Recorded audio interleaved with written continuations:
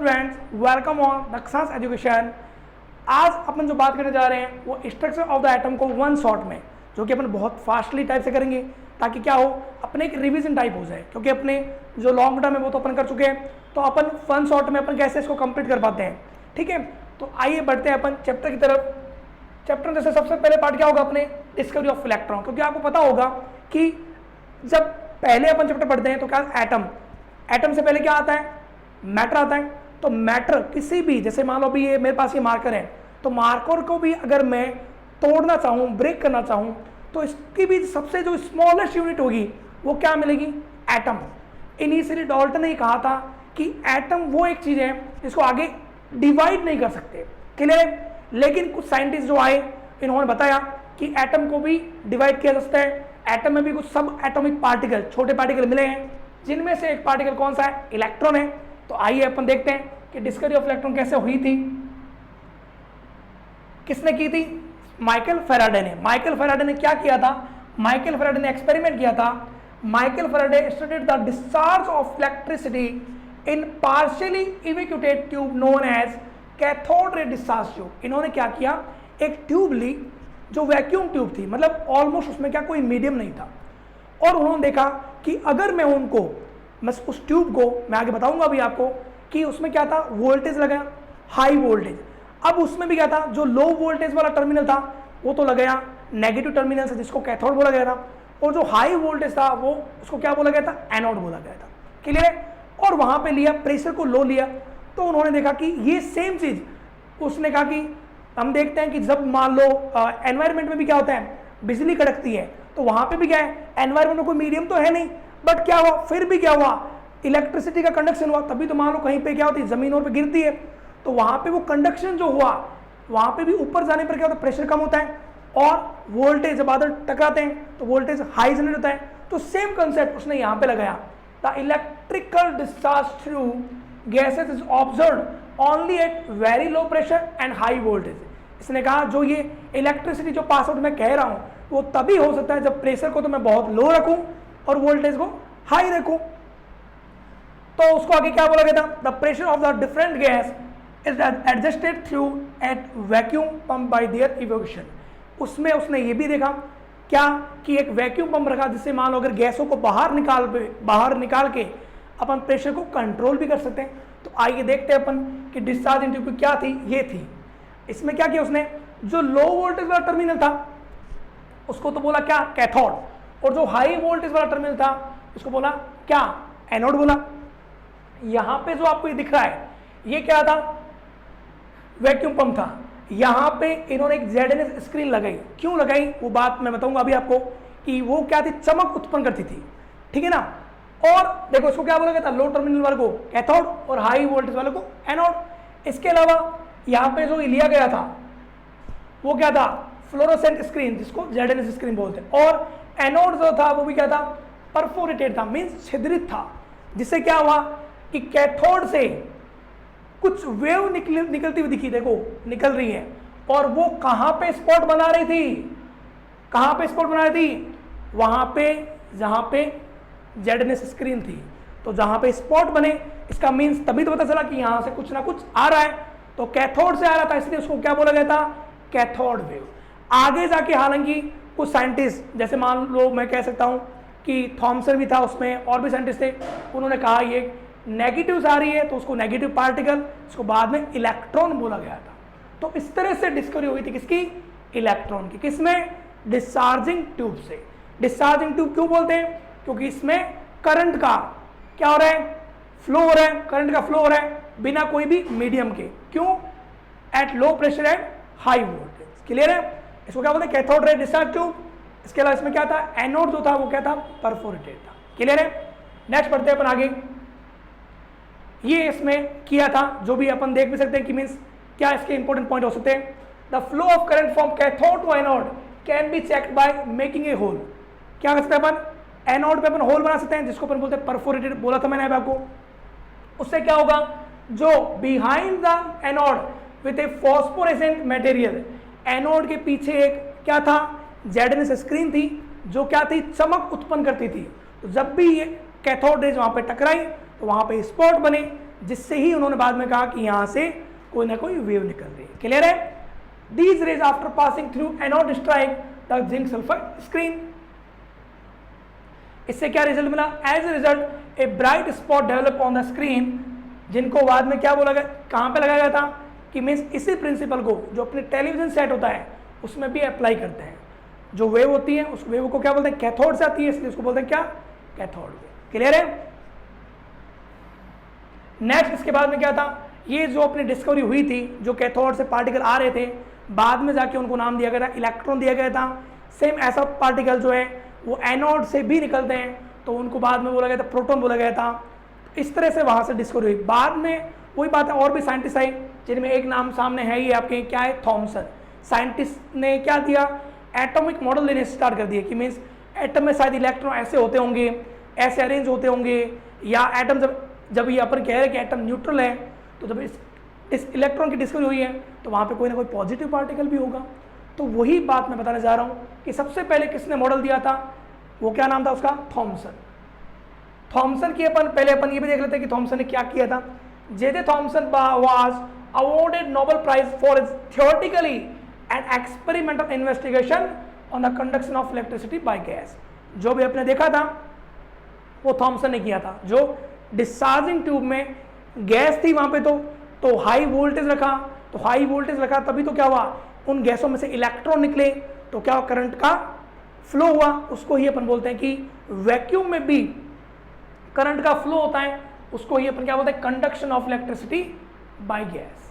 Clear है? तो ये किसने किया था? थॉमसन है। इसके लिए इसको क्या मिला था? नोबेल प्राइज मिला। क्लियर है? इसके अलावा थॉमसन ने अपना मॉडल क्या दिया था? थॉमसन ने सबसे पहले ये कहा अपने मॉडल में कि atom is spherical in shape.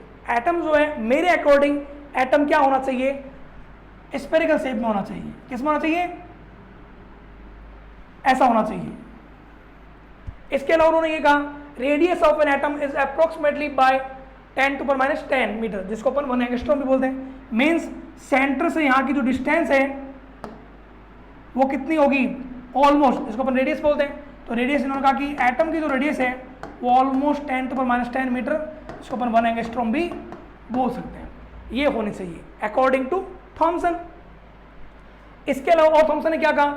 इसके अलावा थॉमसन ने ये भी कहा कि मीन्स जो पॉजिटिव चार्ज, क्योंकि जब अपन बोल रहे हैं कि एटम क्या है कि न्यूट्रल है, तो न्यूट्रल है तो सारा पॉजिटिव किस कहाँ पे है?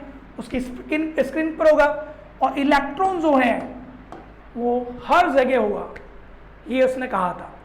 लेकिन ये इसका क्या हुआ वो अपन देखते हैं आगे।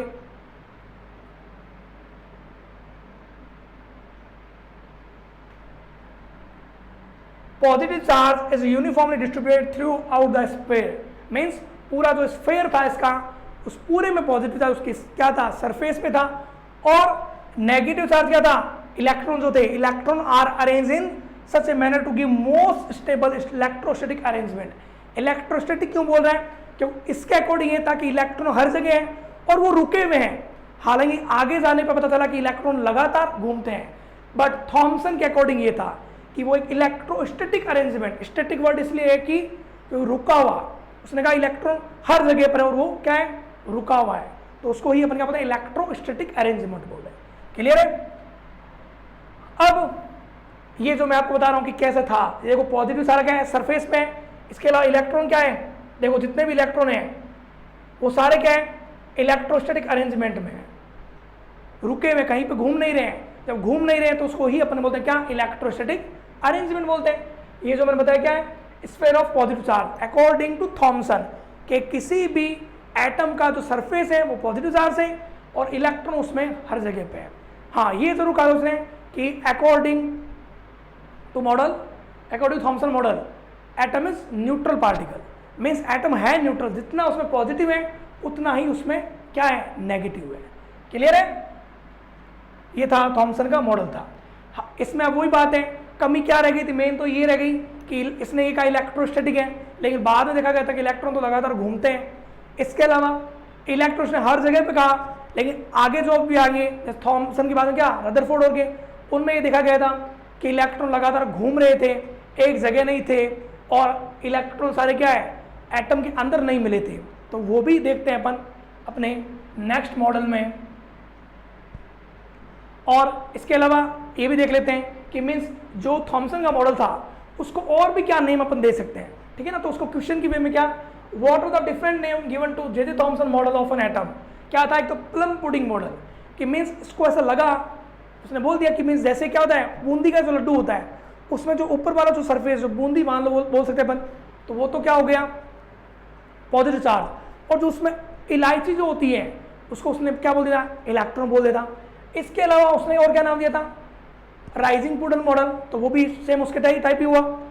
थर्ड नाम उसने दिया था क्या, वाटरमेलन मॉडल। वाटरमेलन में क्या होता है, जो भी वो रेड गिरी होती है ना, तो वो तो क्या कहा उसको पॉजिटिव, और उसमें जो सीड होते हैं बीज उसको उसने क्या बोला था, इलेक्ट्रॉन बोला था। तो मीन्स ये कंपेयर किया था उसने कि जो मेरा मॉडल है वो किसके अकॉर्डिंग है, आप किससे तुलना उसकी कर सकते हो, क्लियर। उसको प्लम पुडिंग मॉडल भी बोलते हैं, राइजिंग पुडिंग मॉडल बोलते हैं और वाटरमेलन मॉडल भी बोलते हैं, क्लियर है। अब नेक्स्ट जो है वो बहुत ही इंपॉर्टेंट क्या है, रदरफोर्ड मॉडल। रदरफोर्ड मॉडल से ही सही एक्सपेरिमेंट आने शुरू हुए कि मीन्स इलेक्ट्रॉन कहाँ थे या पॉजिटिव कहाँ था, एटम कैसे था क्या था, वो उसके बारे में बहुत शानदार एक्सपेरिमेंट है। देखिए क्या इसने ये देखा, इसने क्या किया, इसने गोल्ड फॉइल ली, क्या ली, गोल्ड फॉइल ली, और उसके चारों ओर एक स्क्रीन लगाई जिसको अपन क्या बोलते हैं, ये जो गोल्ड फॉइल के चारों स्क्रीन, जैडन्स स्क्रीन, जिंक सल्फाइड की स्क्रीन मैंने पीछे भी ली थी। क्या बताया था कि वो चमक उत्पन्न बोलती है, चमक उत्पन्न करती है, फॉस्फोरेसेंट। जैसे क्या होता है अगर कोई भी स्ट्राइक करता है तो वहां पे कोई ना कोई स्पॉट बनेगा, स्पॉट बनेगा तभी तो पता चलेगा कि हाँ यहाँ पे कुछ ना कुछ हरकत हुई है, कि मीन्स जैसे कोई वेव टकराई है। तो वही बात यहाँ पे इसने क्या कि इसके चारों क्या कर दिया, एक जेडएनएस की स्क्रीन लगा दी, और यहाँ पे कोई ना कोई ऐसा सोर्स, जनरली बेटा जाना 83 एटॉमिक नंबर 83 बिस्मथ के बाद में जितने भी एलिमेंट आते हैं उनमें ये टेंडेंसी होती है कि वो अपने में से अल्फा पार्टिकल निकालते हैं। तो इसीलिए मैंने यहाँ पे क्या लिया, source of alpha particle, alpha particle का सोर्स निकाल लिया। तो उसने देखा कि उस अल्फा पार्टिकल के सोर्स से कुछ पार्टिकल निकल रहे थे, और जब वो स्ट्राइक किए कहाँ पे, देखो कितने शानदार तरीके से दिख रहा है कि जब वो स्ट्राइक किए कहाँ पे, गोल्ड फॉइल्स पे, तो उसने क्या देखा कि मैक्सिमम पार्टिकल तो क्या थे, सीधे निकल रहे थे। क्या था, स्ट्रेट, देख लो सारे स्ट्रेट निकल रहे हैं। लेकिन कुछ पार्टिकल उसने देखा, कुछ पार्टिकल क्या थे, ऑलमोस्ट 180 डिग्री बोल सकते हो, या 180 डिग्री से थोड़ा कम पर पास आउट हो रहे थे। इनमें से कुछ ऐसे भी पार्टिकल थे, ऐसा मान सकते, अगर मान लो उसने अगर 20,000 पार्टिकल भी लिए थे, 20,000, या मान लो 1 लाख भी लिए थे, तो उसने देखा कि 1 पार्टिकल ऐसा था जो एकदम 180 डिग्री पर क्या आ रहा था, पीछे आ रहा था। तो ये तो उसका क्या था, ऑब्जर्वेशन था। क्या ऑब्जर्वेशन था कि मैंने जब अल्फा पार्टिकल सोर्स जो लिया था, जो ऐसा सोर्स जहाँ से अल्फा पार्टिकल आ रहे हैं, और मैंने गोल्ड फॉइल ली, गोल्ड फॉइल के चारों तरफ जेडएनएस स्क्रीन रखी, तो मैंने देखा कि मैक्सिमम पार्टिकल तो क्या निकल रहे थे, सीधे निकल रहे थे। कुछ पार्टिकल क्या थे जो थोड़े कम कोण पे, मीन्स 45 डिग्री पे, उस पर क्या हो रहे थे, डिफ्लेक्ट हो रहे थे। और ये देखा कि और अप्रोक्स 20,000 में से 1 पार्टिकल ऐसा था जो क्या रहा था, पीछे ही आ रहा था। तो ऐसा क्यों हुआ उसके बारे में अपन, रदरफोर्ड ने भी कंक्लूजन निकाल दिए, अपन भी कुछ कंक्लूजन निकालेंगे। उसने ऐसा सोचा कि भाई ये जो अल्फा पार्टिकल है, अल्फा पार्टिकल क्या होता है, क्या होता है अल्फा पार्टिकल, अल्फा पार्टिकल होता है हीलियम, हीलियम का न्यूक्लियस, तो वो भी क्या है, पॉजिटिव है। और गोल्ड फॉइल ऑरम, तो वो भी क्या है, क्योंकि उसके अगर मानो अगर न्यूक्लियस पर आ रहा है तो शायद यहाँ पे भी अगर क्या हो, पॉजिटिव हो, तो शायद सेम चार्ज वाली बात हम जाना, ये चैप्टर जब भी पढ़ो तो थोड़ा ये जाना कि सेम चार्ज एक दूसरे रिपेल करते हैं और अपोजिट चार्ज क्या होते हैं, एक दूसरे को अट्रैक्ट करते हैं। ये बात अगर ध्यान रखोगी तभी आपको ज़्यादा समझ में आएगा। तो यहाँ पे जब स्ट्राइक किया तो शायद इसने अपने कंक्लूजन निकाला कि चार्ज के कारण शायद ये डिफ्लेक्ट होते होंगे। तो आइए अपन सबसे पहले तो यही देखते हैं कि क्या इसका ऑब्जर्वेशन था और फिर क्या कंक्लूजन था। इस डायग्राम से अपन देख सकते हैं क्या कि मैक्सिमम पार्टिकल क्या थे, सीधे पास आउट हो रहे थे। देख लो बोले मैक्सिमम पार्टिकल, कोई भी डिफ्लेक्शन नहीं। कुछ पार्टिकल क्या था, थोड़ा सा जो भी सेंटर के जो पास में आ रहे हैं वो थोड़े से क्या हो रहे थे, डिफ्लेक्ट हो रहे थे। कुछ ऐसे भी पार्टिकल थे जो एकदम सेंटर के सामने आ गए, वो एकदम क्या हो गए, पीछे ही चले गए 180 डिग्री पर, उसको रीबाउंस बोलते हैं, है ना। तो ऐसा क्यों हुआ, ऐसा इसलिए हुआ कि अल्फा पार्टिकल जो है वो भी क्या है, पॉजिटिव है, और सेंटर जो है वहां पे भी क्या होता है, पॉजिटिव चार्ज मिलता है। तो पॉजिटिव पॉजिटिव में क्या होता है, क्या होता है, रिपल्सन होता है। तो रिपल्सन के कारण क्या होता है, यहाँ पे इसको ऐसा ये रिजल्ट मिले। तो इसका कंक्लूजन निकाल के भी उसने बताया कि मीन्स सेंटर पे क्या है, उसको क्या नाम दिया गया था, तो उसके बारे में बात कर लेते हैं अपन। ये क्या था अपने observation, the observation of the alpha particles scattering experiment, most of the alpha particles pass through the gold foil undeflected. कुछ भी, अब देखो यहां से पॉइंट आया क्या, उसको कंक्लूजन क्या निकालेगा, जब अनडिफ्लेक्टेड है इसका मतलब एटम में कुछ नहीं है, क्योंकि जो थॉमसन ने कहा था, थॉमसन ने तो कहा कि अंदर इलेक्ट्रॉन है, अगर वहां इलेक्ट्रॉन होता तो जो उसने अल्फा पार्टिकल भेजे हैं, अल्फा पार्टिकल पर चार्ज कौन सा है, उसके न्यूक्लियस पर है पॉजिटिव चार्ज, तो पॉजिटिव नेगेटिव को क्या कहता, अट्रैक्ट करता, तो अट्रैक्ट करता तो कुछ ना कुछ डिफ्लेक्शन मिलता। बट यहां उसने देखा कि मैक्सिमम पार्टिकल तो क्या था, मैक्सिमम पार्टिकल तो सीधे निकल रहे थे अनडिफ्लेक्टेड। इसका मीन्स इलेक्ट्रॉन एटम में हर जगह नहीं है, कहीं एक विशेष जगह ही है। तो फर्स्ट तो ये तो ऑब्जर्वेशन था, इससे मैं कंक्लूजन आपको ये बता रहा हूं कि इलेक्ट्रॉन हर जगह नहीं है। इसके अलावा उसने क्या देखा, a small fraction of alpha particles was deflected by small angle, कुछ पार्टिकल जो स्मॉल एंगल से, तो शायद जो न्यूक्लियस के पास में जा रहे थे वो थोड़े से एंगल पर डिफ्लेक्ट हो रहे थे। इसका मीन्स क्या था, इससे कंक्लूजन में क्या निकालते हैं कि शायद सेंटर में कोई ना कोई हो सकता है ऐसा कोई चार्ज हो जो उसको रिपेल करता हो। अब अपन जो चार्ज फेंक रहे हैं अल्फा पार्टिकल, अगर वो पॉजिटिव है तो शायद वहां पे पॉजिटिव होगा। तो अल्फा पार्टिकल का क्या था चार्ज, जो उसने देखा तो वो पॉजिटिव ही मिला था, तो पॉजिटिव मिला, तो पॉजिटिव पॉजिटिव में क्या होता है, रिपल्सन होता है। इसलिए स्मॉल फ्रैक्शन क्या होता, रिपल्स मींस उसमें क्या था, रिपल्सन क्या था, स्मॉल एंगल पे हो रहा था। बट उसने देखा a very few alpha particles, 1 in 20,000 और 1 in 1 lakh, ये भी बोल सकते हैं, रिट्रेस्ड देयर पाथ, कि वो क्या था, वापस अपने ही पाथ पे 180 डिग्री पर ही आ रहा था। तो इसका मीन्स क्या होता है, एकदम सामने, जैसे आप मान लो आज अपन भी है, अगर अपन मान लो अपने में जितना भी फोर्स है सामने से उतना ही फोर्स अगर अपन लगे तो अपन उसी पाथ पे आएंगे। तो वैसा ही इसने देखा कि अल्फा पार्टिकल 20,000 में से एक पार्टिकल ऐसा था जो उसी पाथ पे आ रहा था, तो मीन्स सेंटर में कुछ ना कुछ पॉजिटिव चार्ज होगा। क्लियर है, तो कंक्लूजन मैंने बता दिए, ऑब्जर्वेशन आपको यहां से बता दिया मैंने। ये क्या था conclusion, most of the space in the atom is empty as most of the alpha particles pass through the gold foil undeflected. जब वहां पे कोई चार्ज ही नहीं होगा तो वो डिफ्लेक्ट नहीं होगा, इसलिए वो अनडिफ्लेक्टेड था। A few alpha particles were deflected indicate that atom has high density of positive charge, कि मीन्स सेंटर में थोड़ा डिफ्लेक्ट हो रहा था, इसका मीन सेंटर में कोई ना कोई पॉजिटिव चार्ज है, तभी वो क्या हो रहा है, डिफ्लेक्ट हो रहा है। तो क्या हुआ, high density of positive charge in small volume of the atom which causes repulsion to the incoming alpha particles causing deflection from their path। Centre में शायद कोई ना कोई पॉजिटिव चार्ज होगा, तभी मेरा जो अल्फा पार्टिकल है इस पर पॉजिटिव चार्ज है, तो पॉजिटिव पॉजिटिव में क्या होगा, रिपल्सन होगा, इसलिए वो अपने पाथ से क्या हो रहा है, डिफ्लेक्ट हो रहा है। क्लियर है, ये उसके कंक्लूजन थे। इसके अलावा क्या था, the central part of the atom in which entire positive charge and mass is concentrated is called nucleus. At last उसने लास्ट नाम भी दे दिया कि मीन सेंटर में जहां पे सारा का सारा पॉजिटिव चार्ज या उसका मास सेंट्रलाइज्ड है उसको मैं क्या बोलता हूं, न्यूक्लियस बोलता हूं। जनरली किसी के भी सेंटर पार्ट को अपन न्यूक्लियस बोलते हैं, तो वहां से ये नाम क्या आया था, न्यूक्लियस वर्ड जो है सबसे पहले किस में आया था, रदरफोर्ड के एक्सपेरिमेंट में आया था कि किसी भी एटम के सेंटर पार्ट को अपन क्या बोलते हैं, न्यूक्लियस बोलते हैं। और न्यूक्लियस में क्या होगा, कोई ना कोई पॉजिटिव होगा, तभी ये रिपल्सन मिल रहा है। क्लियर है, तो ये था अपना रदरफोर्ड का कंक्लूजन। अब सब लास्ट में जब सब पता चल गया तो उसने बताया कि मीन्स मेरे अकॉर्डिंग ये एटम है, क्या है एटम में, एटम उसने कहा सेंटर में कोई ना कोई पॉजिटिव चार्ज है और उसके चारों ओर क्या घूम रहा है, इलेक्ट्रॉन रिवॉल्व कर रहा है, वो रुका हुआ नहीं है, लगातार घूम रहा है। ऐसा भी उसने क्यों कहा कि भाई अगर मान लो वो रुका हुआ होता तो पॉजिटिव और नेगेटिव को क्या करना, अट्रैक्ट कर लेता, तो अट्रैक्ट तो हुआ नहीं, इसका मतलब लगातार वो क्या हो रहा है, घूम रहा है। क्लियर है, तो ये ध्यान, ये इसको क्या बोला था, न्यूक्लियस, और इसका रिवॉल्व क्या कर रहा है, इलेक्ट्रॉन रिवॉल्व कर रहा है, ये इस तरह से। और इसके अलावा वैल्यू बता दी थी रेडियस की, कि एटम की जो ये रेडियस है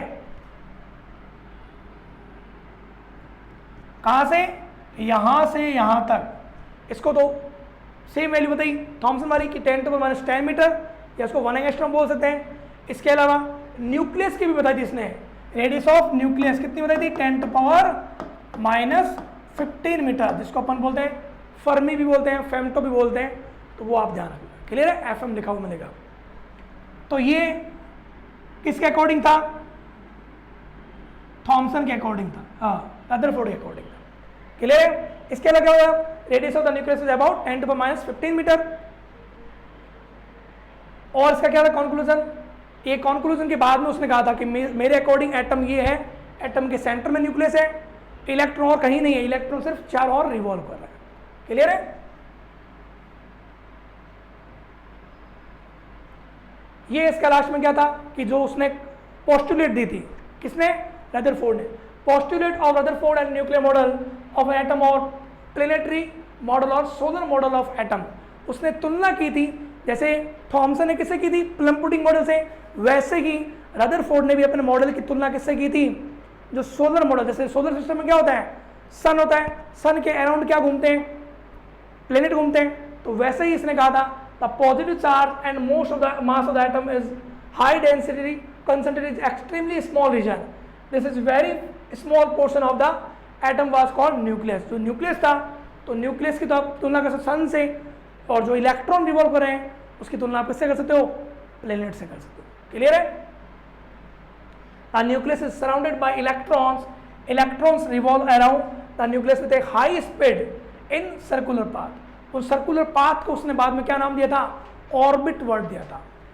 आगे अपन जो देखेंगे उन्होंने अलग नाम दिया था, इसने अलग नाम दिया था। आगे जैसे किसने, बोहर एक्सपेरिमेंट आएगा तो वहां पे अपन ऑर्बिट में भी कुछ और वर्ड ऐड करेंगे।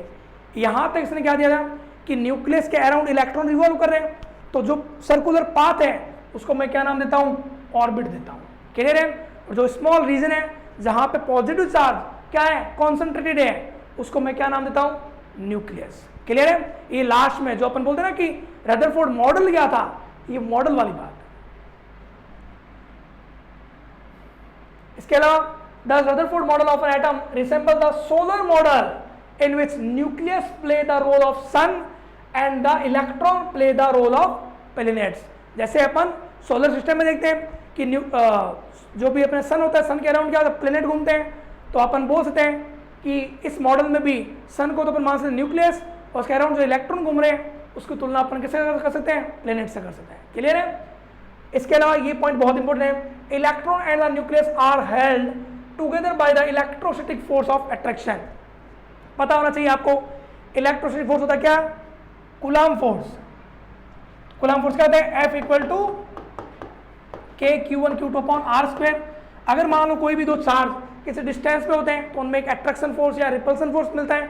तो यहाँ पे आपको पता ही है कि न्यूक्लियस और अराउंड जो इलेक्ट्रॉन घूम रहा है तो उनमें क्या है, अट्रैक्शन फोर्स है, और डिस्टेंस भी आ रहे हैं, तो उसको अपन क्या बोलते हैं, क्या बोलते हैं, इलेक्ट्रोस्टैटिक फोर्स ऑफ अट्रैक्शन, जिसको अपन क्या बोलते हैं, कूलम्ब फोर्स।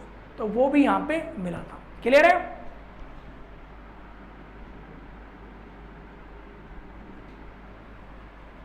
तो इस तरह से आपको मिला था, जो लास्ट में सबसे लास्ट में कहा था रदरफोर्ड ने कि मेरा जो एटम है मेरे अकॉर्डिंग वो ये है कि उसके सेंटर में तो क्या है, पॉजिटिव, जिसको उसने न्यूक्लियस बोला था, और उसके अराउंड क्या है, ये जो भी वर्ताकार स्पेस मिल रहा है सर्कुलर, उसको उसने ऑर्बिट बोला था, उसमें इलेक्ट्रॉन लगातार घूम रहे हैं।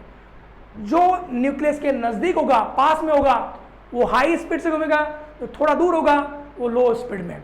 जिसकी हालांकि आगे जाने पर बोहर ने कुछ फॉर्मूले भी दिए थे, उससे वो फॉर्मूले से भी क्लियर होता है कि जिसकी ऑर्बिट नंबर कम होगा उसकी वेलोसिटी हाई होगी, इसका ऑर्बिट नंबर ज़्यादा होगा उसकी वेलोसिटी कम होगी। इनको क्या बोला था, ऑर्बिट बोला था, सेंटर में न्यूक्लियस, उसके अराउंड क्या घूम रहा है, इलेक्ट्रॉन। ये किसका एक्सपेरिमेंट था, रदरफोर्ड। रदरफोर्ड ने एक्सपेरिमेंट जो किया था, पहले मैंने आपको बताया क्या, उसके ऑब्जर्वेशन, फिर मैंने आपको बताया उसका कॉन्क्लूजन, और लास्ट में ये जो मैंने आपको बताया ये क्या होता है इसका, ये रदरफोर्ड मॉडल। क्लियर है।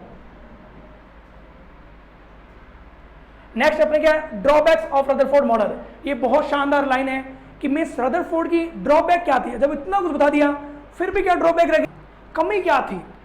अब वही बात है, दिमाग में उठता है कि यार इतना बढ़िया उसने बताया है कि भाई इलेक्ट्रॉन बता दिया, प्रोटॉन बता दिया, इसके अलावा मीन्स वो भी कहा पॉजिटिव चार्ज भी कहाँ पे है, इलेक्ट्रॉन कहाँ पे है, जो सर्कुलर पाथ है उनको भी उसने ऑर्बिट नाम दे दिया, तो फिर कमी क्या रह गई? तो बहुत शानदार कमी थी और सोचने वाली कमी थी। किसने बताई? अब वही बात है, टांग खींचने वाले बहुत होते हैं, तो उनमें से भी एक टांग खींचने वाला कौन मिला? मैक्सवेल। क्या था?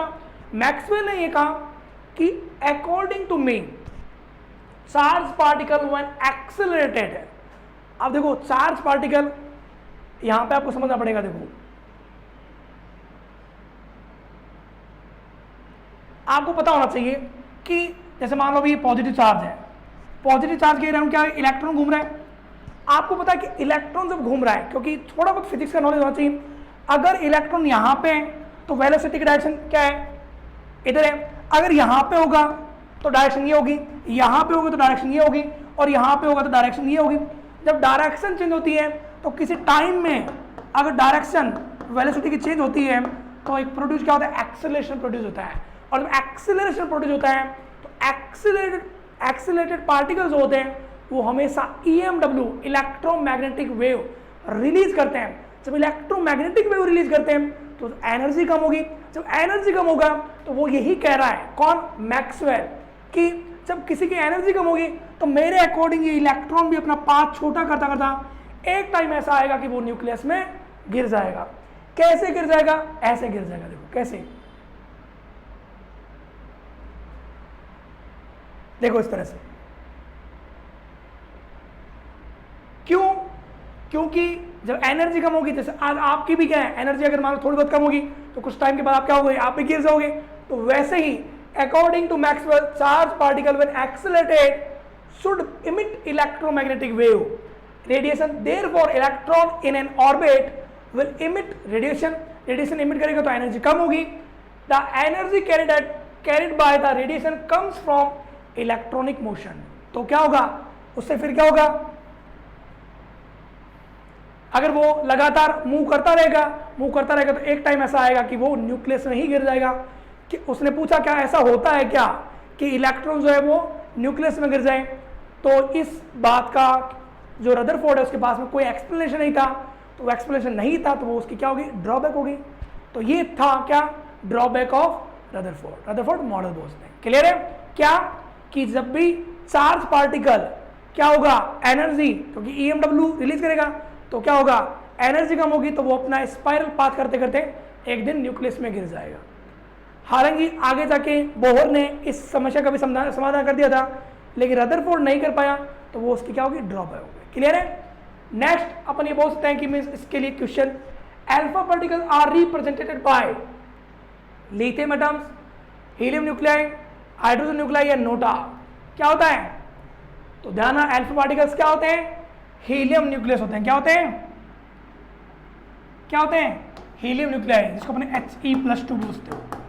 तो पॉजिटिव चार्ज था, इसीलिए जब उसने फेंका तो रिपल्सन मिला तो वो डेविएशन मिला तो रदरफोर्ड का पूरा एक्सपेरिमेंट आपके सामने है जो आपने अभी पढ़ा था।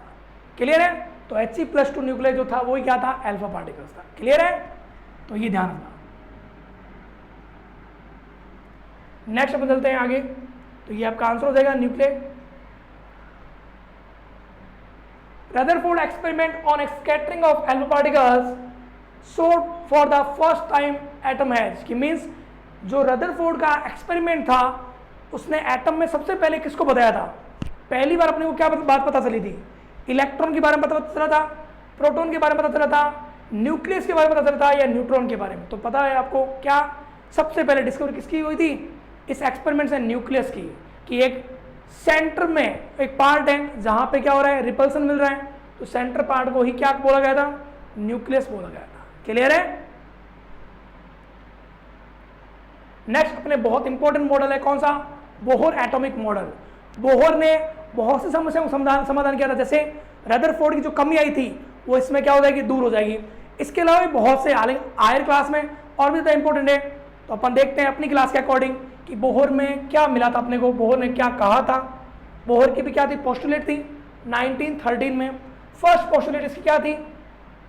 बोहर ने ये कहा कि इलेक्ट्रॉन जो रिवॉल्व करते हैं, इलेक्ट्रॉन जो न्यूक्लियस के अराउंड रिवॉल्व करते हैं, तो उनकी क्या होती है? एनर्जी, वेलोसिटी और क्या?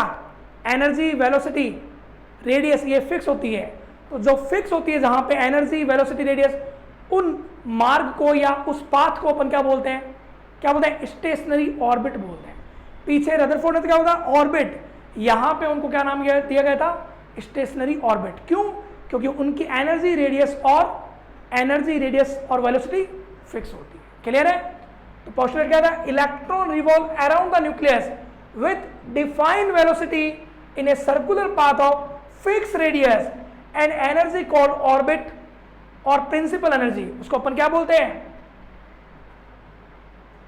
ऑर्बिट एनर्जी बोल दो या प्रिंसिपल एनर्जी लेवल्स बोल दो या उसको मेन एनर्जी लेवल्स बोल दो। क्लियर है? या मेन सेल भी बोल सकते हो। किसको? देखो इसको बोल रहा है ये,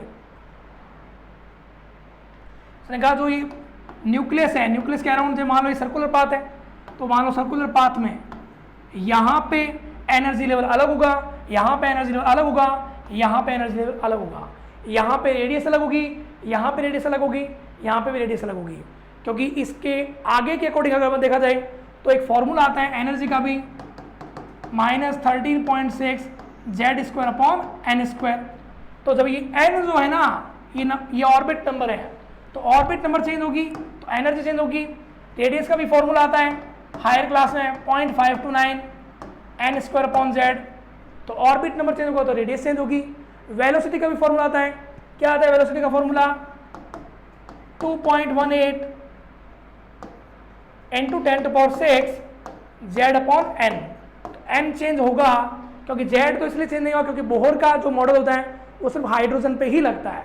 तो जब भी ऑर्बिट नंबर चेंज होगा तो रेडियस, वेलोसिटी और एनर्जी तीनों चेंज होगी। हर ऑर्बिट के लिए फिक्स होती है, इसलिए उसको अपन क्या बोलते हैं, प्रिंसिपल एनर्जी लेवल बोलते हो, मेन एनर्जी लेवल बोलते हो, मेन सेल बोलते हो, यही इसने कहा है। और इसने आगे जाके ये भी कहा है कि उन तुम ऑर्बिट को तुम बोल क्या बोल सकते हो, स्टेशनरी ऑर्बिट बोल सकते हो। क्लियर है? यहां तक? नेक्स्ट बढ़ते हैं अपन। नेक्स्ट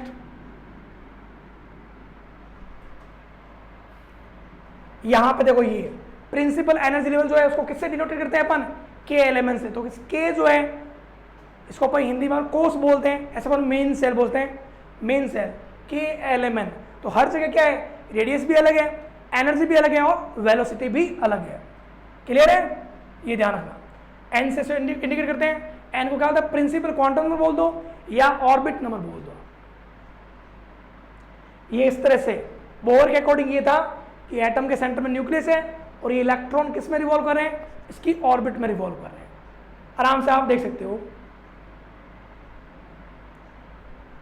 सेकंड जो इसकी पोस्टुलेट थी वो क्या थी, as long as an electron revolve in the same orbit its energy remains constant, the electron neither emit energy nor absorb, hence these orbits are termed as stationary orbit. इसने ये बात क्यों कही, क्योंकि मैक्सवेल ने उसको कहा क्या कि जब इलेक्ट्रॉन घूम रहा है तो उसकी वेलोसिटी की डायरेक्शन चेंज हो रही है, तो वहां पे एक्सेलरेशन प्रोड्यूस हो रहा है, एक्सेलरेशन प्रोड्यूस हो रहा है तो accelerated particle EMW electromagnetic wave release करेगा। जब इलेक्ट्रोमैग्नेटिक वेव रिलीज करेगा तो क्या होगा, एनर्जी कम होगी। तो साइज एनर्जी अगर कम होगी तो इलेक्ट्रॉन अपना पाथ छोटा करता करता एक दिन न्यूक्लियस में गिर जाएगा। बट यहां पे इसने कह दिया कि इलेक्ट्रॉन जिस ऑर्बिट में घूम रहा है उस पे उसकी एनर्जी कभी कम नहीं होगी। जब एनर्जी कम नहीं होगी तो वो क्या होगा, उस ऑर्बिट को मैं क्या बोलता हूं, स्टेशनरी ऑर्बिट बोलता हूं। इसलिए वो कभी भी न्यूक्लियस में नहीं गिरेगा। तो उसका एक्सप्लेनेशन किसने दिया था, बोहर ने। क्लियर है? स्टेशनरी ऑर्बिट क्यों बोलते हैं, क्योंकि एनर्जी कांस्टेंट रहती है। The energy of electron changes when electron move from one orbit to another orbit shell. जब भी कोई ये ऐसा हो कि अगर मान लो वो एक ऑर्बिट से, अगर ऐसा हो, ये न्यूक्लियस है, ये फर्स्ट ऑर्बिट है, अगर यहां से यहां जाए लोअर टू हायर तो एनर्जी चेंज होगी। मान लो लोअर टू हायर है तो एनर्जी एब्जॉर्ब करेगा, हायर टू लोअर जाएगा तो एनर्जी इमिट करेगा। क्लियर है? तब एनर्जी चेंज हो सकती है।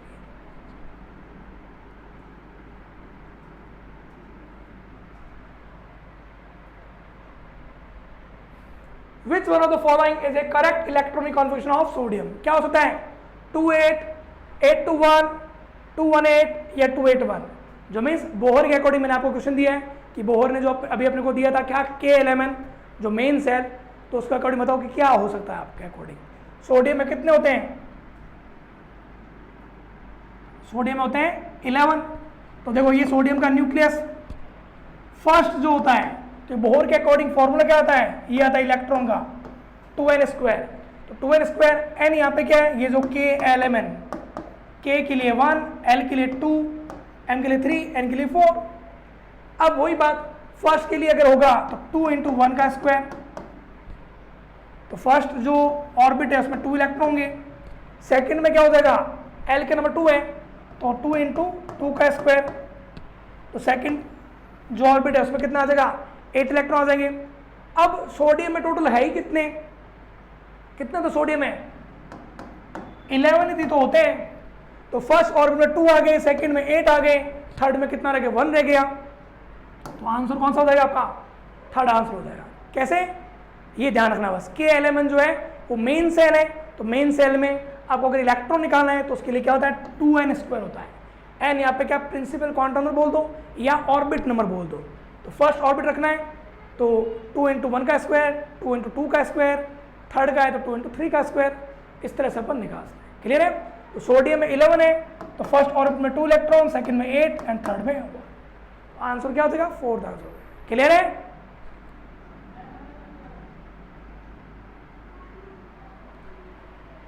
ये आपके आंसर हो गए।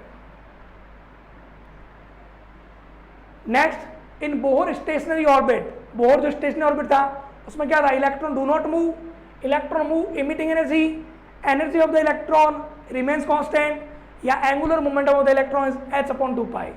क्या था तुम्हारे अकॉर्डिंग, बोहर का जो स्टेशनरी ऑर्बिट था किसके बेसिस पर बोला गया था, तो क्या था, अभी हमने देखा था क्या, energy of the electron remains constant, energy जिस ऑर्बिट में वो है कभी चेंज नहीं होती है, इसलिए उस ऑर्बिट को अपन क्या बोलेंगे, स्टेशनरी ऑर्बिट बोलते हैं। क्लियर है, तो ये अपना आंसर हो जाएगा क्या, सी आंसर हो जाएगा। क्लियर है, नेक्स्ट, इसके अलावा क्या था, अगर अपन देखते हैं कि अगर कोई भी electron by absorbing sufficient energy, अगर वो एनर्जी एब्जॉर्ब करेगा तो वो क्या होगा, lower energy level to higher energy जाएगा, और अगर वो क्या करेगा, higher energy to lower energy जाएगा तो वो क्या करेगा, एनर्जी को हायर टू लोअर जाएगा तो एनर्जी को इमिट करेगा। तो लोअर टू हायर तो एब्जॉर्बिंग, और हायर टू लोअर गएगा तो क्या होगा, रिलीज करेगा। क्लियर है, तो इसीलिए इसने कहा था absorbing sufficient energy electron move from lower energy to higher energy level, तो उसको अपन क्या बोलते हैं, this process is called excitation. When electron fall from higher to lower तो अपन उसको क्या बोलेंगे,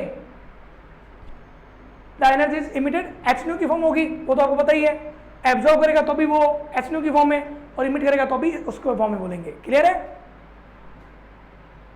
ये इस तरह से higher energy level and lower energy level, तो अगर मान लो हायर टू लोअर आएगा तो रिलीज करेगा, और लोअर टू हायर करेगा तो क्या करेगा, एब्जॉर्ब करेगा। क्लियर है, लोअर एनर्जी स्टेट उसको E1 बोल देते हैं, और हायर एनर्जी लेवल को अगर अपन E2 बोल देते हैं, तो उसके अकॉर्डिंग अपन एनर्जी लेवल के अकॉर्डिंग अपन बोलते हैं कि व्हेन E1 टू E2 जाएगा तो वो एब्जॉर्ब करेगा, और E2 टू E1 आएगा तो क्या करेगा, रिलीज करेगा। क्लियर है, डेल्टा ई क्या होगा, दोनों में एनर्जी लेवल को E2 माइनस E1 जो ऑलमोस्ट हमेशा किसके इक्वल होगा, hν की फॉर्म है। इससे क्या निकलता है कि मीन्स एनर्जी जब भी वो इमिट करेगा या एब्जॉर्ब करेगा वो हमेशा hν की फॉर्म में ही करेगा। क्लियर है, फोटोन की फॉर्म में, ऐसे नहीं कहते, फोटोन की एनर्जी होती है। ये पॉइंट बहुत इंपॉर्टेंट है। क्या इंपॉर्टेंट है कि जो भी एटम जो है, एटम में सेंटर में क्या है, न्यूक्लियस है, और इलेक्ट्रॉन घूम रहा है, तो इलेक्ट्रॉन जब घूम रहा है तो वो वेलोसिटी से घूम रहा है, तो m तो उसका मास हो गया, v उसका क्या होगा, वेलोसिटी होगी, और रेडियस होगी। तो यहाँ से कंसेप्ट आता है क्या, जो किसने बताया, इसने इसकी क्या है, थ्योरम है किसकी, बोहर की। बोहर ने यहाँ से क्या बताया अपने, क्वांटम, कौन सा क्वांटम, एंगुलर मोमेंटम का क्वांटम बोला था। तो क्या था कि mvr जो है, mvr देखो अभी भाई कोई भी पार्टिकल है उसका क्या होगा, m तो उसका मास होगा, v उसकी वेलोसिटी होगी, और रेडियस क्या है, r है। तो अगर किसी भी पार्टिकल जो सर्कुलर पाथ में मूव कर रहा है, अगर उसका एंगुलर मोमेंटम h/2π के अगर इक्वल आ रहा है, यहाँ पे उसने n भी ले लिया, n तो वो क्या हो गया, ऑर्बिट नंबर चेंज होगी तो फिर n चेंज होगा, तो मीन्स जिसका भी mvr एंगुलर मोमेंट h/2π का फुल मल्टीपल आ रहा है तो वो तो उसको अपन ऑर्बिट बोल सकते हैं। इसका ये नहीं आ रहा है, इसका मीन्स वो ऑर्बिट नहीं है। ऑर्बिट नहीं है तो वहाँ इलेक्ट्रॉन नहीं मिलेंगे, जहाँ इलेक्ट्रॉन नहीं मिलते हैं उसको अपन बोलते हैं नोड बोलते हैं। क्लियर है? तो ये बात किसके लिए थी, किसको अपन ऑर्बिट बोल सकते हैं, तो वो ध्यान रखना, angular momentum equal to h/2π that is called orbit, ये ध्यान रखना, इसलिए ये पॉइंट दिया गया। क्लियर है? इसको अपन ये बोल सकते हैं क्वांटाइज्ड ऑफ एंगुलर मोमेंटम। तो देखो क्या बोला था इसके बारे में, ये इसके बारे में बोला गया था, Bohr propose the angular momentum of A revolving electron is quantized. जो एंगुलर मोमेंटम क्या, MVR, वो क्या था, क्वांटाइज था। कैसे? The angular momentum of electron is integral multiple of h/2π। जो अपन h/2π लिया था उससे पहले मैंने आपको क्या n बताया था, तो वो n क्या था, वो चेंज होता रहेगा, जैसे जो ऑर्बिट नंबर चेंज होगा वैसे वैसे वो भी चेंज होता जाएगा। क्लियर है? तो इसीलिए उसको बोलते हैं इंटीग्रल मल्टीपल ऑफ h/2π। जहां पे ये मिलेगा उसको अपन ऑर्बिट बोलेंगे, जहां वो नहीं मिलेगा उसको अपन नोड बोल देते हैं। यहां पे इसने MVR, वो तो क्या है, angular moment of electron, m वहां पे मास हो गया इलेक्ट्रॉन का, v वेलोसिटी ऑफ इलेक्ट्रॉन हो गई, इसका r क्या हो गया, रेडियस ऑफ द ऑर्बिट हो गया, इसके अलावा h क्या हो गया, प्लांक कांस्टेंट, n यहाँ पे क्या है, क्वांटम नंबर, जो 1 2 3 4 या अपन उसको ऑर्बिट नंबर भी बोल सकते हैं। इसके अलावा इसको प्रिंसिपल क्वांटम नंबर भी बोलते हैं। h क्या हो गया, प्लांक कांस्टेंट, जिसकी वैल्यू क्या होती है 6.62 × 10⁻34 जूल इंटू सेकेंड। क्लियर? 2π आपको क्या हो गया, सर्कमफरेंस हो गई उसकी। तो यहाँ पे MVR/NH/2π, यहाँ पे n चेंज होता रहेगा ऑर्बिट के अकॉर्डिंग। अगर ये इसके फुल मल्टीपल आएगा तो हम उसको ऑर्बिट बोलेंगे, ये नहीं आएगा तो हम उसको नोड बोल देते हैं। Clear?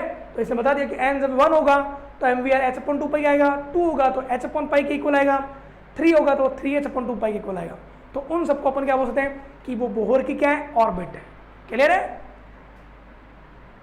Which are fix value hence angular momentum is quantize. किसी की वैल्यू फुल मल्टीपल में हो, हमेशा क्या हो, ऐसा ना हो जैसे मान लो चार्ज होता है ना, चार्ज भी क्या होता है 1.6 × 10⁻19, तो वो उसके फुल मल्टीपल में होता है। ऐसा नहीं होता E/3 E/2, तो वो क्या आता है, क्वांटाइज है। वैसे ही ये भी क्या है, फुल मल्टीपल आ रहा है, तो ये भी एक क्या है, एंगुलर मोमेंट भी एक है, क्वांटाइज क्या है, क्वांटिटी है। क्लियर है? इसके अलावा अपन इस पर क्वेश्चन कर लेते हैं, which of the following is descripted in Bohr theory, potential energy, kinetic energy, velocity या एंगुलर मोमेंटम। मीन्स जो कांस्टेंट जो रहती है, अभी जो मैंने बताया कि मीन्स फुल मल्टीपल में, वो क्या था, एंगुलर मोमेंटम था। क्लियर है?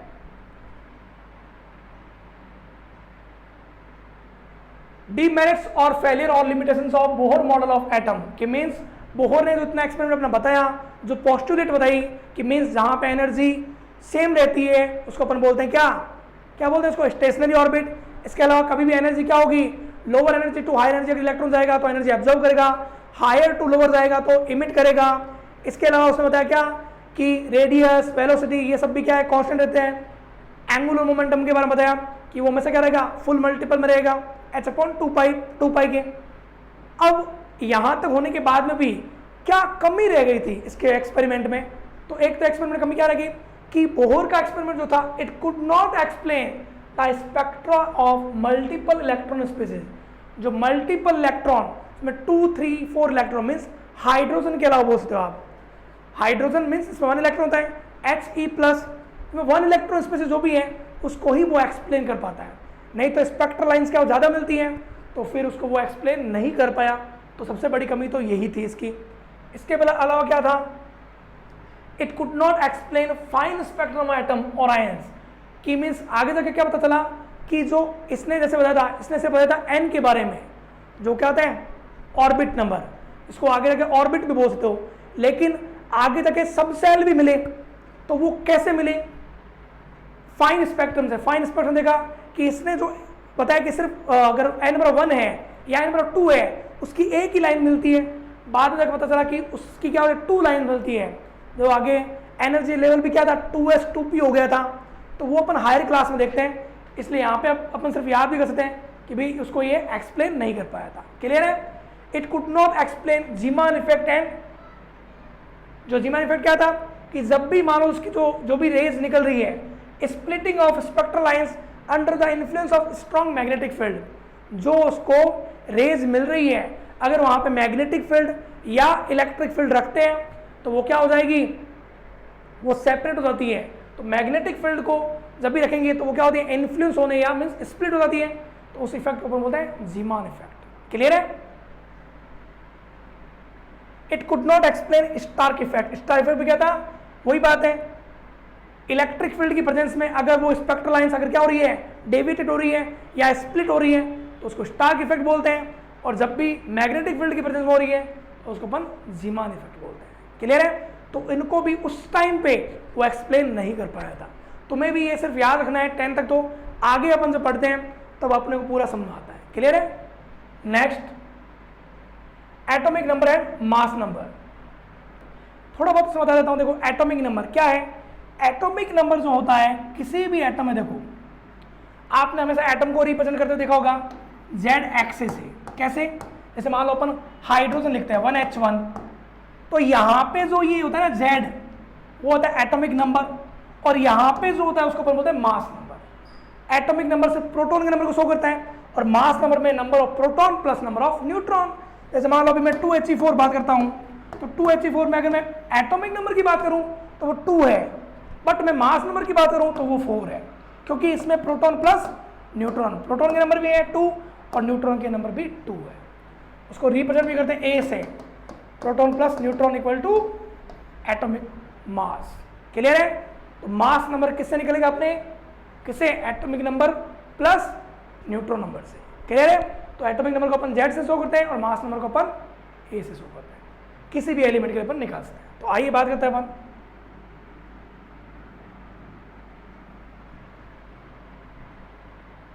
डेफिनेशन की फॉर्म में। द नंबर ऑफ प्रोटॉन्स, जो पॉजिटिव चार्ज होता है, इलेक्ट्रॉन क्या होता है, नेगेटिव चार्ज होता है। Number of protons inside the nucleus is called atomic number. जितने भी न्यूक्लियस में तो क्या होते हैं, प्रोटॉन भी होते हैं और न्यूट्रॉन भी होते हैं। न्यूट्रॉन उसमें चार्ज नहीं होता है, लेकिन मास ऑलमोस्ट प्रोटॉन के इक्वल होता है। ज़्यादा क्या पूछा जाए तो mass of neutron are higher than mass of proton, ये ध्यान रखना। तो ध्यान रखना क्या है कि किसी भी न्यूक्लियस में जो नंबर ऑफ प्रोटॉन होता है उसको ही अपन क्या बोलते हैं, एटॉमिक नंबर बोलते हैं। रिप्रेजेंट किससे करते हैं, जेड से। Atomic number is denoted by Z. Atom on the whole is electrically neutral. Electrically neutral होता है। The number of negatively charge particle, उसको अपन क्या होता है, इलेक्ट्रॉन बोलते हैं, outside the nucleus is equal to the number of positive charge inside the nucleus. अगर कोई एटम न्यूट्रल है तो उसमें इलेक्ट्रॉन के नंबर भी उतने ही होते हैं जितने न्यूक्लियस में प्रोटॉन होते हैं। जैसे मान लो सोडियम है, तो सोडियम में प्रोटॉन के नंबर 11 है तो इलेक्ट्रॉन के नंबर भी कितने होंगे, 11 ही हो, अगर वो न्यूट्रल है। तो अगर उसमें पॉजिटिव चार्ज है तो फिर उसमें इलेक्ट्रॉन एक निकल गया, तो इलेक्ट्रॉन के 10 हो जाते हैं और प्रोटॉन के नंबर कितने रहते हैं, 11 रहते हैं। क्लियर है? तो यही बोला कि एटम जो होता है अगर न्यूट्रल है तो उसमें प्रोटॉन और इलेक्ट्रॉन के नंबर क्या होते हैं, सेम होते हैं। नेक्स्ट है आपने मास नंबर। तो मास नंबर मैंने आपको कहा भी था क्या, mass number is the sum of the number of protons and the number of neutron. किसी भी न्यूक्लियस में प्रोटॉन और न्यूट्रॉन के नंबर के ऐड को ही अपन क्या बोलते हैं, मास नंबर बोलते हैं। जैसे मैंने आपको एग्जांपल बताया था, एग्जांपल कोई भी ले सकते हैं। जैसे मान नाइट्रोजन ले लिया मैंने अभी, मान लो तो नाइट्रोजन में प्रोटॉन के नंबर तो ये रहे कितने, 7। ये है मास नंबर। मास नंबर क्या होता है, न्यूट्रॉन भी इसमें 7 है। कैसे, 14 - 7 जो न्यूट्रॉन नंबर है, तो प्रोटॉन प्लस न्यूट्रॉन उठ गया 14, वो उसका क्या हो गया, एटॉमिक नंबर या मास नंबर बोल सकते हो। क्लियर है? इसीलिए बोला क्या, mass number is the sum of the number of proton and sum of number of neutron. Clear है? ये ध्यान रखना आपको, किसी के लिए भी निकाल सकते तुम। इसको डिनोटेड करते ए से। ए क्या हो जाएगा, Z plus N, proton plus neutron. अगर वहां से न्यूट्रॉन निकालना है तो वो क्या हो जाएगा, A minus Z. N is the number of neutron. Mass number is whole number. Isotopes, अब ये आइसोटॉप्स क्या होता है, आइसोटॉप्स तुम्हें याद रखना है कि कोई भी एटम के डिफरेंट फॉर्म होते हैं। कैसे, उनका एटॉमिक नंबर तो सेम हो बट मास नंबर डिफरेंट हो। Atomic number is fractional due to the presence of isotopes. Isotopes are the atom of the same element with same Z means atomic number and different mass number. Example कैसे? अपन को example से समझ आएगा कि भाई क्या कहना चाह रहे हैं सर। जैसे मान लो मेरे पास कार्बन है और एक कार्बन मेरे पास ये है, तो इनमें क्या है, ये जो मेरे को मिल रहा है Z एटॉमिक नंबर, ये तो सेम है, बट ये जो मेरे को मिल रहा है ये क्या है, mass number. When atomic number is same and mass number is different they are called isotopes. Clear है? जब ये डिफरेंट है तो यही तो इसने कहा है आइसोटॉप्स में। Isotopes different in the number of neutron. क्यों? क्योंकि इनमें प्रोटॉन के नंबर तो सेम होते हैं, बट इसमें न्यूट्रॉन जो होता है, न्यूक्लियस के अंदर जो न्यूट्रॉन होता है वो न्यूट्रॉन के नंबर क्या होते हैं, डिफरेंट होते हैं, इसलिए इसमें मास नंबर डिफरेंट होता है। क्लियर है? तो ये आपको ध्यान में रखना है। आइसोटॉप्स में different in physical properties but so similar chemical properties, क्योंकि है तो, अभी जैसे मैंने कार्बन की बात की तो है तो वो भी कार्बन वो भी कार्बन, तो केमिकल प्रॉपर्टीज तो वो सेम ही रहती है, जो कार्बन शो करेगा वो दूसरा कार्बन शो करेगा, बट फिजिकल प्रॉपर्टीज तो वही बात है, उसके न्यूट्रॉन के नंबर चेंज होते हैं, तो अट्रैक्शन रिपल्सन वो चेंज हो जाएंगे, तो अट्रैक्शन रिपल्सन चेंज हो गई तो वही बात है, उनका जो भी अट्रैक्शन फोर्स चेंज हो जाएगा तो उनकी फिजिकल प्रॉपर्टीज भी क्या हो जाएगी, चेंज हो जाएगी। क्लियर है? केमिकल प्रॉपर्टीज क्या रहेगा, सेम रहेगा। एग्जाम्पल क्या है, हाइड्रोजन के अपने 3 मिलते कौन से, protium, deuterium and tritium. Protium 1H1 होता है, ये एटॉमिक नंबर भी 1 मिलता है इसमें और मास नंबर भी 1 मिलता है। ड्यूटेरियम में वही बात है, क्योंकि आइसोटॉप है तो तीनों में Z तो सेम ही मिलेगा atomic number, but mass number क्या मिल जाएगा, डिफरेंट मिल जाएगा। क्लियर है? ये ध्यान रखना। ये रेडियो एक्टिव होता है, ये थोड़ा हैवी होता है, और ये नॉर्मल हाइड्रोजन जो अपने पीरियोडिक टेबल में अपने रिप्रेजेंट किया हुआ है वो ये होता है प्रोटियम। नेक्स्ट अपन देखते हैं आइसोटॉप्स का क्वेश्चन देख लेते हैं अपन। क्या क्वेश्चन है अपने सामने, कंपोजिशन ऑफ द न्यूक्लियाई, 2 अपने को न्यूक्लियस दे रखे हैं, 2 atomic species A and B, अपने को A एंड B 2 न्यूक्लियस दे रखे हैं, are given as under what is the relation between A and B। क्या दे रखा है A एंड B में, अपने को दे रखा है कि A एंड B जो है उसका एक का क्या Z नंबर, देखो Z जो है एटॉमिक नंबर होता है, N क्या होता है न्यूट्रॉन नंबर, तो दोनों में क्या दे रखा है अपने को, Z नंबर 6 दे रखा है, इसमें भी 6 दे रखा है, बट न्यूट्रॉन नंबर A में 6 है एंड B में 8 है, तो पूछा है कि वो क्या होंगे, आइसोबार होंगे, आइसोटॉप होंगे, आइसोन्यूट्रॉनिक होंगे, होगा नोटा। तो हालांकि आगे कोई दिक्कत नहीं है, लेकिन इतना अपने को सोचना भी है इसमें। देखो समझ लेते हैं अपन, पीछे अपनी बात की थी क्या, कि मैंने आपको कहा कि अगर मान लो कोई भी एलिमेंट है उसका अगर Z number, proton number same है, बट अगर मास नंबर डिफरेंट है, दैट इज कॉल्ड आइसोटॉप बोलते हैं उसको। अगर किसी में अगर ये सेम आता है तो उसको आइसोबार बोलते हैं, किसी में अगर न्यूट्रॉन के नंबर सेम आते हैं तो अपन आइसोन्यूट्रॉनिक बोलते हैं। तो जैसे अपने आइसोबार है, तो आइसोबार तो कब होगा, अगर अपने को A सेम मिले। तो यहाँ पे तो देखो, जैसे अगर मैं A निकालता हूँ, फर्स्ट A के लिए Z प्लस न्यूट्रॉन कितना है, 6 + 6 12 आ रहा है, बट B के लिए कितना आ रहा है, 6 + 8, वो तो 14 आ रहा है। तो आइसोबार तो होगा नहीं, आइसोबार तब होता है जब एटॉमिक मास सेम हो। सेकंड हो गया आइसोटॉप्स, आइसोटॉप्स कब होता है, जब एटॉमिक नंबर तो सेम हो बट एटॉमिक मास डिफरेंट हो।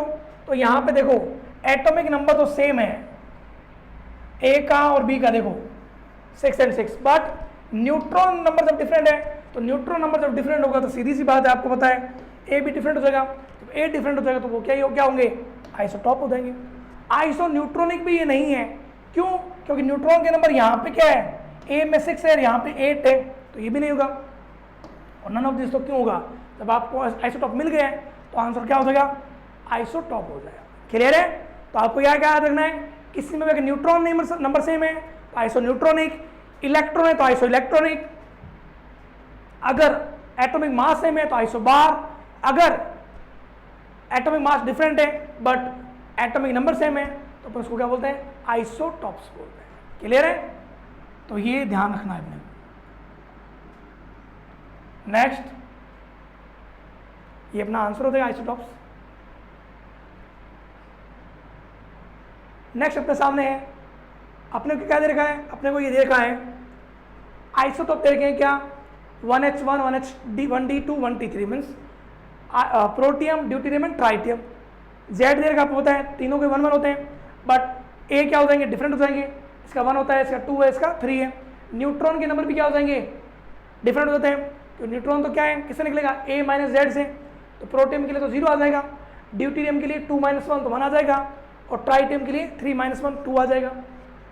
N/P neutron upon proton ratio. पूछा ये है the highest neutron and proton ratio of the all the elements in the periodic table is for isotopes. पूरे पीरियोडिक टेबल में पूछा है, किसका होगा तुम्हारे अकॉर्डिंग, ये तुम्हारे सामने पड़े देखो क्या पूछा है, न्यूट्रॉन अपॉन प्रोटॉन रेशियो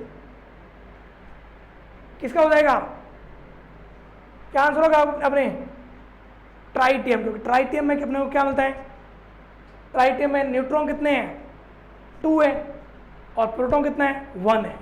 तो 2/1 अपने को पूरे पीरियोडिक टेबल में देख लेना, किसी का नहीं मिलेगा, सिर्फ किसका मिलेगा, ट्राइटियम का मिलेगा, neutron upon proton ratio. Clear है। तो ये ध्यान रखना है तुम्हें, बहुत अच्छा क्वेश्चन है ये, कि पूरी पीरियोडिक टेबल में आप निकालना सबके न्यूट्रॉन और प्रोटॉन।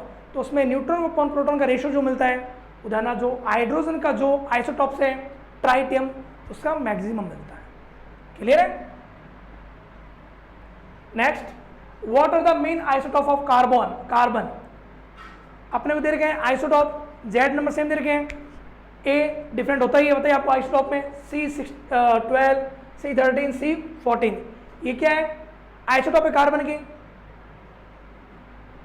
अब इनमें से आपको ये पूछा है what are the main isotope of carbon, क्योंकि आपको पता है कार्बन के वही बात है, जनरली अपने जिस रूप में वो ज़्यादा मिलता है C12 में मिलता है, तो क्या हो जाएगा आंसर, C12 हो जाएगा। मेन आइसोटॉप बहुत मिलते हैं, उनमें से जिसकी ज़्यादा परसेंटेज मिलती है एनवायरमेंट में, वो क्या हो जाएगा, मेन आइसोटॉप हो जाता है। तो C12 अपना क्या हो जाएगा, मेन आइसोटॉप हो जाएगा। क्लियर है। सिंबॉलिक रिप्रेजेंटेशन ऑफ एलिमेंट, अभी मैंने आपको बताया था, किसी भी एलिमेंट को अपन जो रिप्रेजेंट करते हैं वो क्या होता है, जेड एक्सेस है। तो यहाँ पे जेड तो क्या होता है, एटॉमिक नंबर, और ए क्या होता है अपने, एटॉमिक मास हो जाता है। क्लियर है। एक्स क्या होगा, एलिमेंट को, जेड क्या हो जाएगा, एटॉमिक नंबर, प्रोटॉन नंबर, और ए क्या हो जाएगा, एटॉमिक मास या sum of proton and neutron. Chlorine has 2 isotopes, ये मैं आपको एग्जांपल बता रहा हूँ जो आइसोटॉप्स के अपने जो मिलते हैं। जैसे अब मैं कार्बन को बता चुका हूँ तुम्हें, पीछे नाइट्रोजन बताए थे। क्लोरीन के क्या है, क्लोरीन का जेड नंबर तो क्या होता है 7, बट अगर क्लोरीन का एक ग्रुप मिलता है 35 का, एक 37 में, तो ये दोनों क्या है, atomic number same but atomic mass are different, they are called isotopes. Neutron number भी क्या है, डिफरेंट है, जिनके न्यूट्रॉन नंबर भी डिफरेंट होते हैं वो भी क्या होते हैं, आइसोटॉप्स होते हैं। क्लियर है। क्योंकि न्यूट्रॉन नंबर डिफरेंट होगा तभी तो एटॉमिक मास डिफरेंट होगा, एटॉमिक मास डिफरेंट होगा तभी अपन बोलते हैं उसको क्या, isotope. What are isobars, isobar क्या है, नाम से देखो आ रहा है, आइसो में सेम, और बार मीन्स जिसका वेट सेम हो, जिसका ए एटॉमिक जो मास है। Isobars are the atom of different atom होगा, डिफरेंट एटम तो मीन्स एलिमेंट भी different with same mass number. Mass number क्या होगा, सेम। जैसे देखो एग्जांपल, क्या मैं अभी कह दूं, एक तो ये 14, एक कार्बन का भी 14 आइसोटॉप, तो यहाँ पे एटॉमिक मास क्या है, डिफरेंट है, एटम भी क्या है, देखो जो इसने क्या डिफरेंट, एलिमेंट भी डिफरेंट है, और एटॉमिक नंबर भी क्या है, different. What are the isobars are the atoms of different element with same mass number same है, एंड डिफरेंट एटॉमिक नंबर। जिनके एटॉमिक नंबर डिफरेंट हो बट मास नंबर सेम हो, वो आपस में बेटा क्या होते हैं, आइसोबार्स होते हैं। क्लियर है। ये अपने को ध्यान में रखना।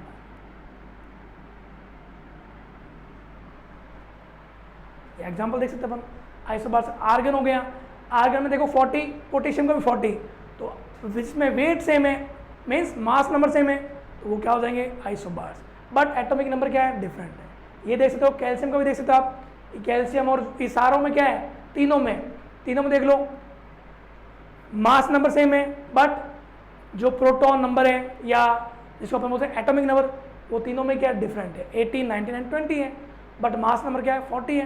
तो जिसका भी मास नंबर सेम होगा वो क्या होते हैं, आइसोबार्स होते हैं।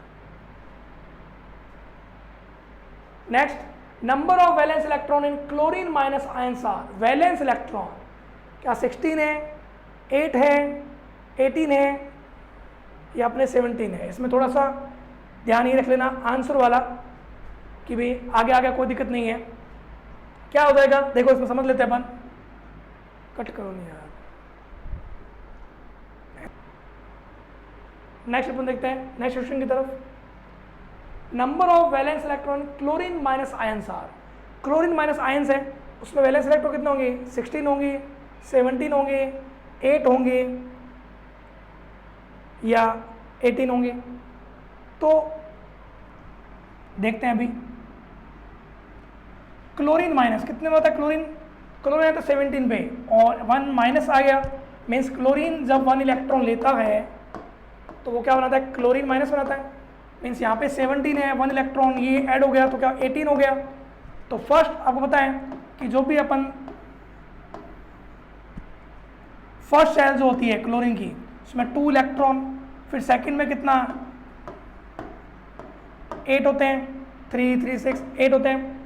तो लास्ट अब कितना रहा, क्योंकि 3 होती है इसमें, तो आपको पता है जो बोहर फार्मूला क्या है?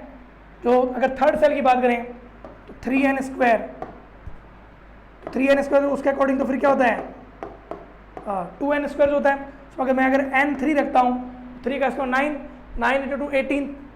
अब क्लोरीन के केस में फर्स्ट सेल में 2 इलेक्ट्रॉन, सेकेंड सेल में 8 इलेक्ट्रॉन, टोटल है ही 18, तो 10 तो यही हो गए, 18 का 10 तो यही खत्म हो गया। तो थर्ड सेल में कितने रह गए?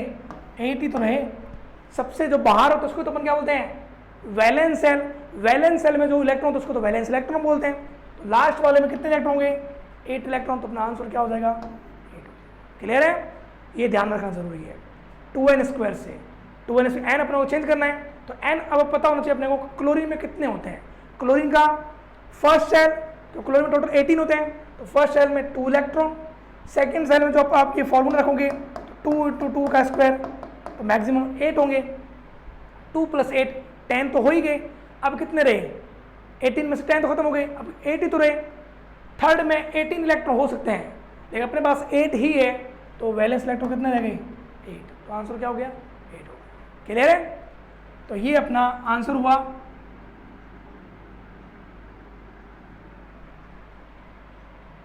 क्या वो आंसर 8 हो। तो पढ़ते रहिए, बढ़ते रहिए और दक्षांश एजुकेशन